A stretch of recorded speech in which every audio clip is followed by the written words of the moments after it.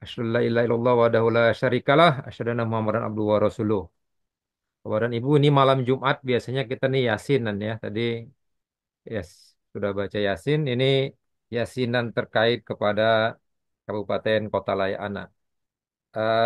Saya dalam konteks ini tentu Bung Hamid hanya sebagai pemantik, bukan sebagai narasumber karena saya pikir di sini kita semua adalah narasumber dalam berdiskusi terkait bagaimana pengembangan kebijakan Kabupaten Kota Layak Anak ini, yang pendekatannya eh, kemarin sangat programatik, ke depannya seperti apa terkait khususnya pada katakanlah Kabinet Merah Putih yang akan ke depan, yang kita lihat tentu basisnya adalah dalam Sakit, RPJMN, maaf. tantangan dan peluangnya atau peluang tantangannya terkait apa yang dapat dilakukan oleh pemerintah pusat dan pemerintah daerah ke depan dari berbagai macam tantangan yang coba saya eh, list, walaupun tidak cukup detail, bagian-bagian umumnya saja begitu.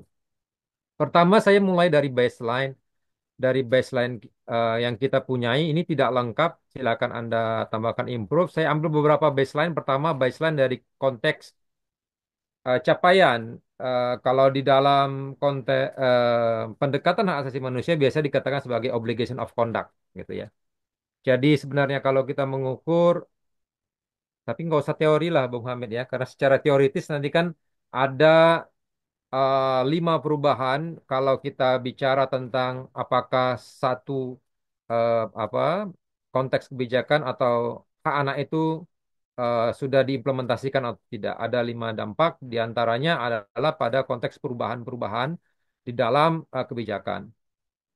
Kebijakan ini sebenarnya obligation of conduct ya, bukan obligation of result, bukan dampak hasil, tapi adalah dampak yang apa yang harus dilakukan oleh satu negara ketika kita sudah menyepakati untuk diberlakukannya, katakanlah konvensi anak sebagai konteks eh, kovenan tertinggi dalam pemenuhan dan perlindungan anak.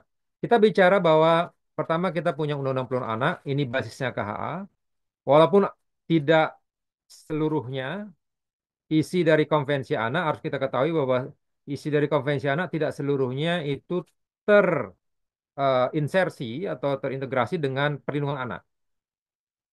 Itu harus kita akui, walaupun sebagian besar isi dari KH itu dia sudah terinsersi di dalam Undang-Undang Perlindungan Anak yang mengalami 2 kali perubahan. Dalam konteks KLA itu diturunkan ke dalam Kepres 25 2021, walaupun ini akan berubah karena Kepres ini juga nanti ini akan menjadi tantangan juga. Sekarang saya pikir ini sedang dilakukan perubahan karena mau tidak mau memang harus dilakukan perubahan semenjak rencana aksi nasional terkait kepada KLA itu berada di dalam Kepres 25 2021 yang menjadi satu bagian yang tidak terpisahkan. Sehingga rencana aksi nasional itu berlaku 5 tahun, maka mau tidak mau harus dilakukan perubahan. Dan ini juga terkait kepada beberapa hal klausul-klausul yang lain yang memang sepertinya harus dilakukan perubahan bergerak sesuai dengan dinamika dari eh, pemohonan anak dan dinamika programatik itu sendiri. Termasuk adalah dinamika yang bagaimana mengintegrasikan kebijakan-kebijakan terkait kepada KLA itu dengan kebijakan yang lain. Kebijakan pemerintah daerah maupun kebijakan terkait bagaimana sistem pengawasan dan pembinaan. Nah, kemudian itu diturunkan dalam bentuk berbagai peraturan menteri. Peraturan menteri ini saya tidak hanya mencakup di 12 2022 terkait Permen PPKLA, tapi juga yang sifatnya parsial. Sebenarnya parsial dalam artian kalau kita lihat dalam KLA itu dalam clustering itu misalnya di Permendikbud eh, 46 2023 tentang itu perlindungan anak, tentang kekerasan dan juga dia ada di dalamnya maupun di Permenak yang sudah ada secara parsial maupun dalam bentuk kebijakan yang lainnya misalnya di dalam Kemendes dan yang lainnya. Dan kemudian permen-permen ini diturunkan dalam berbagai bentuk Kepmen. Jadi kesimpulan dalam capaian obligation of conduct ini sebenarnya instrumen kebijakan kita minus malum itu sudah ada gitu. Artinya sudah, walaupun ini harus terus dikembangkan, yang nanti saya coba akan lihat juga. Ini adalah yang saya katakan sebagai obligation of result. Nanti Anda bisa, Bapak dan Ibu bisa menambahkannya. Saya lebih suka menggunakan bahasa positif, Bung Hamid, daripada bahasa negatif, gitu ya. Bahwa angka kematian ibu kita masih 189 per 100 ribu, kemudian stunting kita masih di angka 21,6%. Ini terjadi disparitas tentunya di berbagai daerah. Kemudian 48,75% puskesmas kita sudah menyediakan 9 jenis tenaga kesehatan sesuai standar.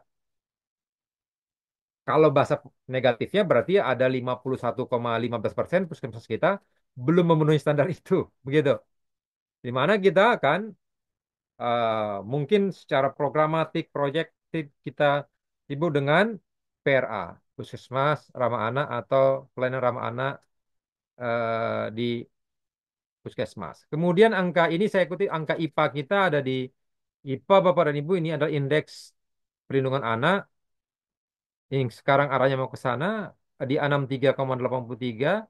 IPA ini adalah indeks pemenuhan hak anak kita di angka 60,75, lebih rendah lagi. Dan yang lumayan agak tinggi itu adalah di angka indeks perlindungan khusus anak.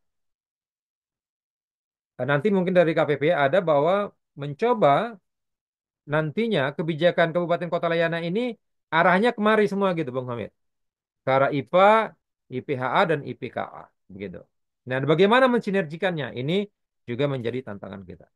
Kalau kita bicara tentang eh, Kabupaten Kota Layanan, ini adalah bagaimana dinamika pencapaian. Wah, ini biasanya setiap kabupaten kota senang nih ngejar-ngejar ini. Gitu ya. Termasuk Bung Tony nih. Gimana bisa mencapainya. Gitu ya. Menjadi konsultan dari berbagai macam kabupaten kota. Ini capaian dari tahun 2011 sampai tahun 2023, saya kutip dari evaluasi Kabupaten Kota Layak Anak. Bagaimana pencapaiannya dari pertama Nindya Utama. Yang KLA belum ada. Kita lihat di sini ya bagaimana pencapaian dari tahun 2011 sampai 2023 cukup tinggi peningkatannya, walaupun dia angkanya peningkatannya sampai bahkan di utama itu sampai lebih dari 100% dari tahun 2022 sampai 2023. Senang gini kalau lihatnya. Walaupun ada yang belum mencapai. Ini yang mengikuti evaluasi tahun 2023, 2024 belum tahu karena sebagian independen sudah dipensiunkan. Jadi jadi ini kita belum tahu konteksnya. Ini yang mengikuti prosesnya, kemudian yang mendapatkan peringkat yang belum mengikuti evaluasi ada 55 kabupaten kota. Artinya tidak seluruh kabupaten kota ikut melakukan evaluasi di prosesnya dengan berbagai macam sebab. Nanti bisa kita diskusikan. Udah berapa menit, Bung Hamid? Saya anak di tahun 2022, 2023, yang indikatornya adalah di mana seluruh kabupaten kota di provinsi itu satu-satu indikator sudah mendapat peringkat, begitu ya.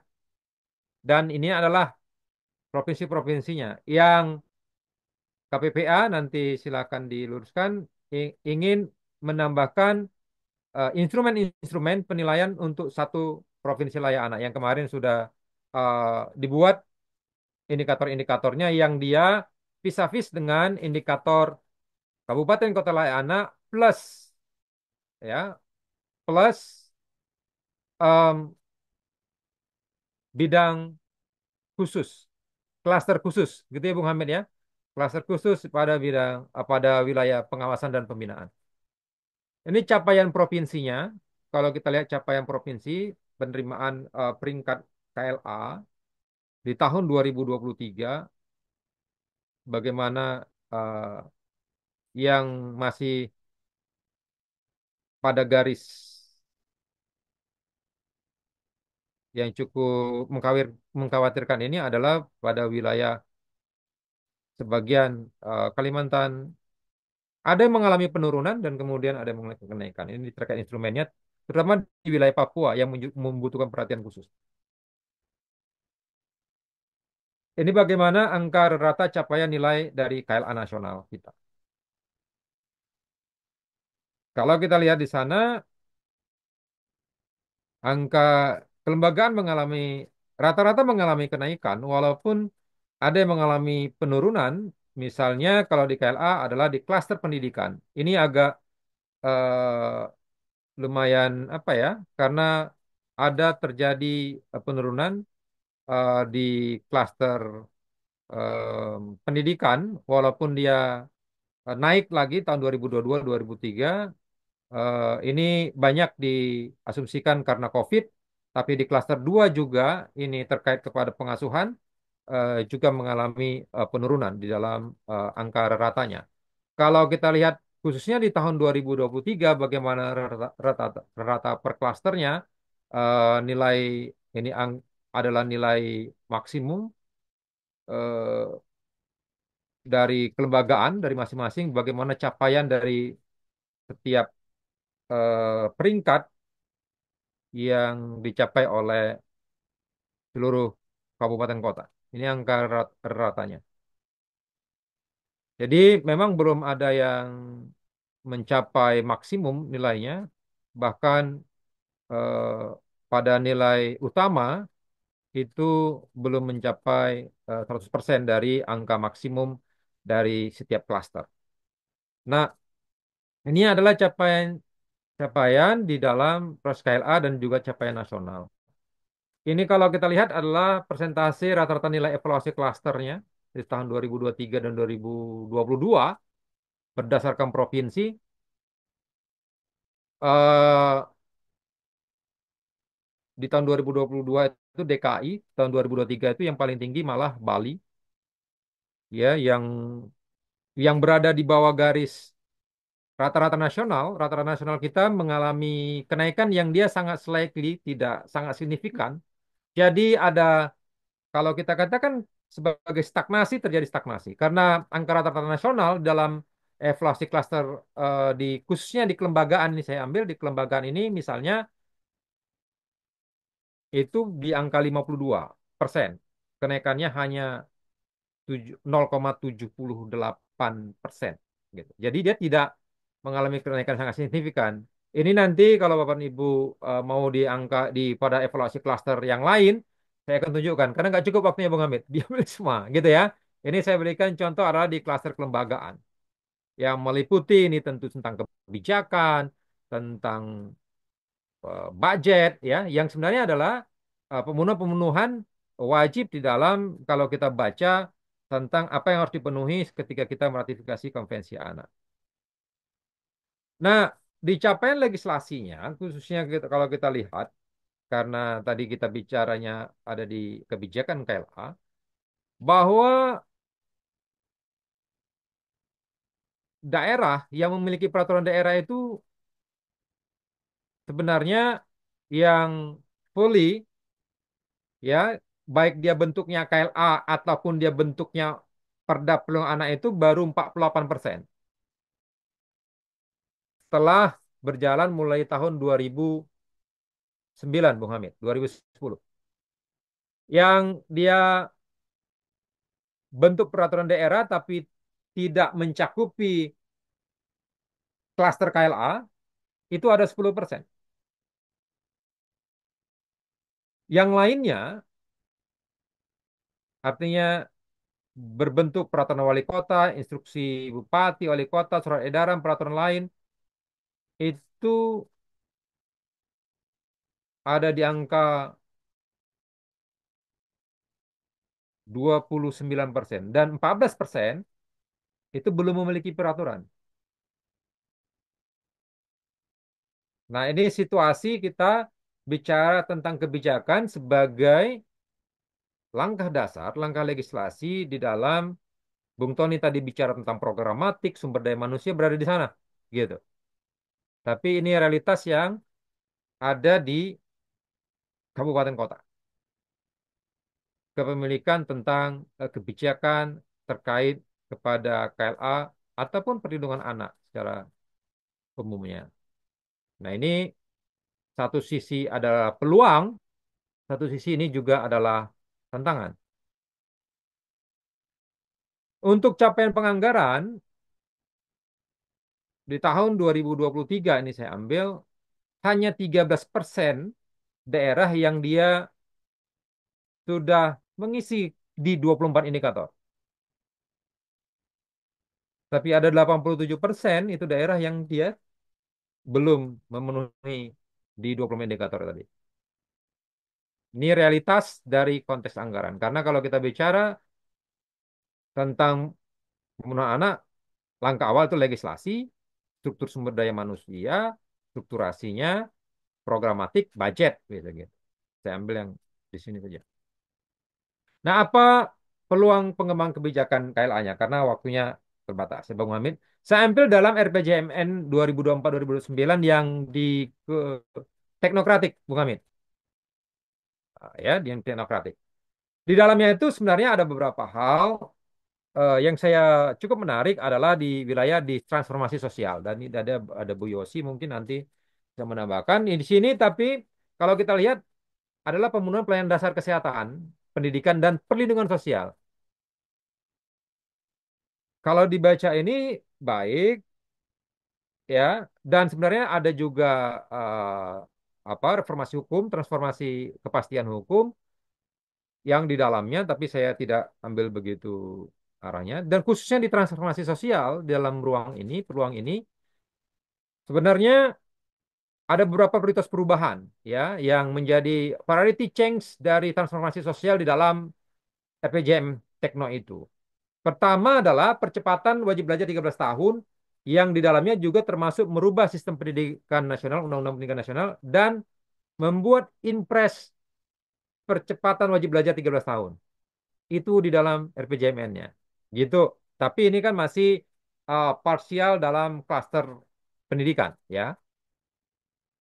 Kemudian ada keinginan priority change-nya adalah Perpres terkait strategi nasional percepatan penanganan anak tidak sekolah. Dan ini adalah ruang-ruang yang kemarin maka saya minta peluang ini ruang-ruang peluang untuk proses percepatan dari pemenuhan hak anak begitu ya pemenuhan hak anaknya baik di tingkat nasional maupun yang nanti harus diturunkan ke kabupaten kota. Kemudian ada di dalam investasi pelayanan kesehatan termasuk penurunan stunting dan seterusnya. Ini adalah peluang yang saya sebutkan tadi di dalam. Jadi ada keinginan perubahan di dalam RPJMN Tekno itu walaupun yang RPJMN aslinya itu belum belum selesai. Kalau udah selesai nanti mungkin bisa di-sharingkan. Yang draftingnya ada, tapi itu belum clear semua. Nah, apa tantangannya? Ini tadi Bang Bung Poni. Saya ambil tantangan mulai kalau kita bicara tantangan tentu dari ruang yang sangat internationally. Pertama adalah global security. Apa penyebab global security bahwa ketidakamanan secara global itu nanti akan mempengaruhi sedikit banyaknya direct atau indirect kepada sistem perlindungan situasi perlindungan anak di kita dan pemenuhan anak di kita. Global security ini contohnya akan meningkatkan misalnya migrasi, refugees, yang itu akan masuk ke kita. Bicara tentang hak anak, kita tidak hanya bicara tentang hak anak Indonesia, tapi juga hak anak yang sejauh mereka berada di Indonesia. Jadi global security kemudian juga termasuk ini akan kemungkinan peningkatan dalam human trafficking, ya, pornografi dan seterusnya. Ini akan masukkan. Kedua adalah climate change. Climate change ini termasuk adalah kebencanaan. Kalau Bapak dan Ibu lihat di dalam RPJMD salah satu challenge situasi di beberapa provinsi khususnya tadi Bung Tony bicara tentang wilayah Sumatera. Salah satu yang prediksinya adalah kebencanaan, bencana alam.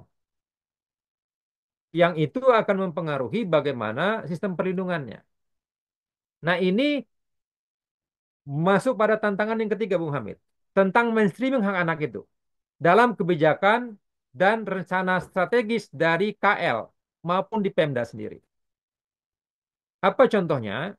Contohnya bahwa saya berikan tadi contoh tentang kebencanaan, perlindungan, dan mainstreaming hak anak itu belum masuk ke dalam bagaimana strategi mitigasi dan kebencanaan nasional.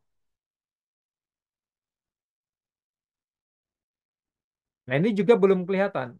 Nanti mungkin dari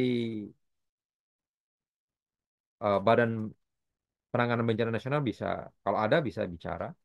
Ini belum masuk. Contoh kecil, ketika melakukan situational report tentang kebencanaan, itu setiap Pemda memiliki namanya form situational report. Kalau kita lihat form situational report itu, dia tidak mengintegrasikan terkait bagaimana situasi perlindungan anak, pelayanan anak di tempat pengungsian atau tempat rescue kebencanaan mitigasi itu. Itu contoh. Kedua, ketiga, tantangan yang kita hadapi adalah otonomi daerah. Otonomi daerah satu sisi memberikan peluang, kewenangan kepada daerah dalam inovasi, dalam pengembangan kebijakan kabupaten kota layak tapi pada satu sisi yang lain, dia juga membatasi kewenangan itu. Apalagi kalau sumber daya manusianya dan seterusnya itu tidak mencukupi. Salah satu perubahan Undang-Undang Pemda ini misalnya nanti adalah wilayah pendidikan.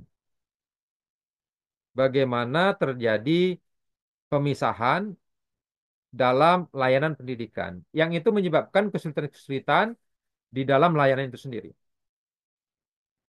Otonomi daerah juga menyebabkan terjadinya leveling dalam pembinaan dan pengawasan.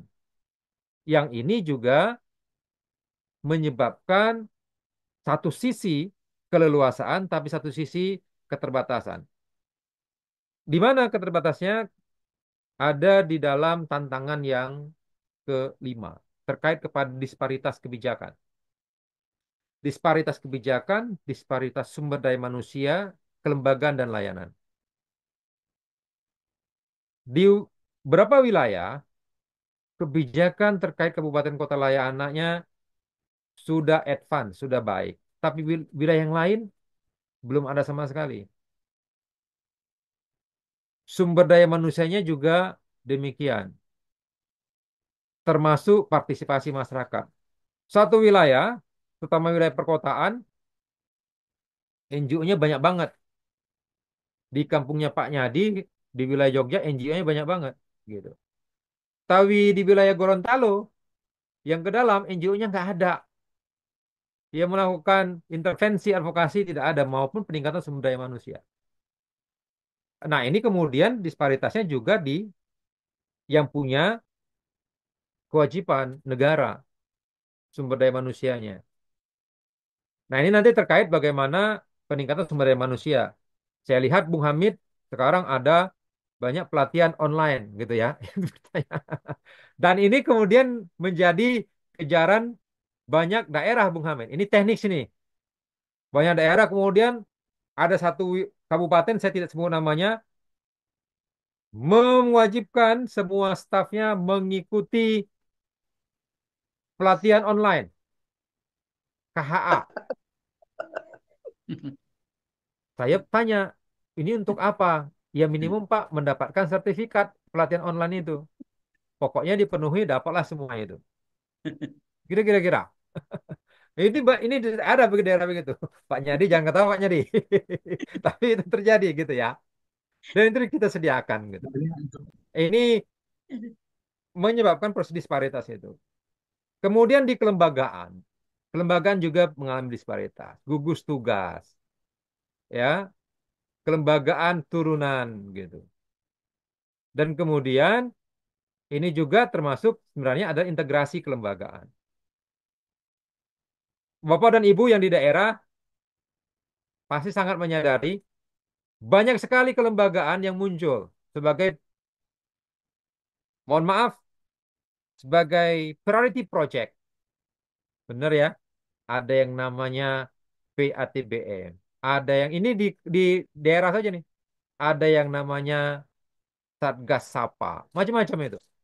Orangnya 4L itu, Pak. Lu lagi gitu. Ya. Yang kemudian mereka sendiri bingung. Ini mana yang mau saya lakukan? Karena hampir mirip-mirip semua itu. Gitu. Nah, ini bagaimana ini integrasinya? Ini tantangan kita di tingkat daerah. Saya yakin Pak Nyadi tahun ini jadi pimpinan dari berbagai macam, yo PTBM lah, Satgas PPA lah, ya semua dia dia itu. Pak Nyadi juga begitu. Oh, tidak, Semuanya karena tidak. besok dia lagi yang datang gitu kan di layanan kesehatan dan pendidikan. Dan yang terakhir yang menurut saya menjadi tantangan, silakan Bapak Ibu nanti kita eksplorasi adalah tentang sistem perlindungan sosial. Sistem perlindungan sosial kita belum terintegrasi dan kemudian ini masih menjadi semacam proyektif. Dia belum menjadi satu programatik yang dia terintegrasi.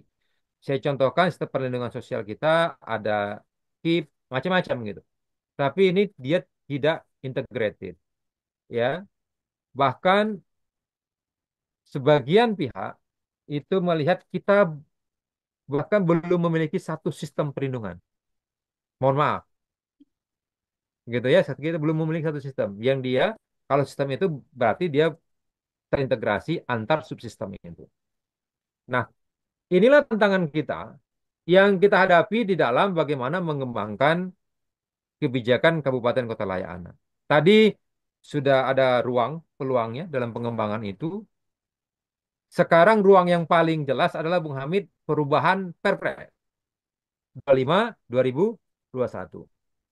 Dan itu saya pikir perubahan Perpres itu yang membutuhkan input dari berbagai pihak, dari direct services, karena secara teoritis bahwa perubahan kebijakan itu adalah dari data-data valid terkait pada direct services yang dimiliki kawan-kawan di daerah, dan kemudian tentu adalah kita bersama-sama melakukan penguatan dalam konteks kelompok masyarakat sehingga mereka menyadari mereka memiliki ruang untuk melakukan perubahan kebijakan itu. Sampai di situ dulu pemantik saya. Terima kasih. Assalamualaikum warahmatullahi wabarakatuh.